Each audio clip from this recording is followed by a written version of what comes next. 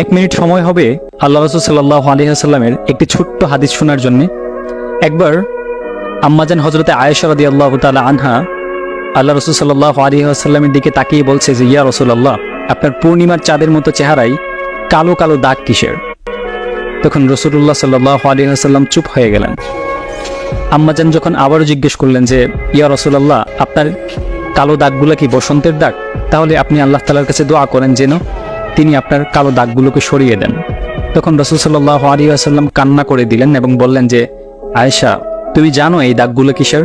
আমার এই দাগগুলো সরিয়ে দেওয়ার জন্য আমি আল্লাহ তাআলার কাছে কখনোই দোয়া করব না।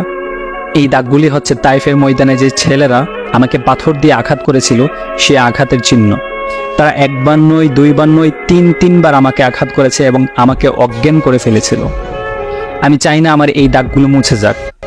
কিয়ামতের ময়দানে যখন আমার সমস্ত উম্মতরা বলতে থাকবে যে, রাসূল আপনি কোথায়, তখন আমি এক একটা কালো দাগের বিনিময়ে আমার হাজার কোটি উম্মতকে আমি জান্নাতে নিয়ে যাব।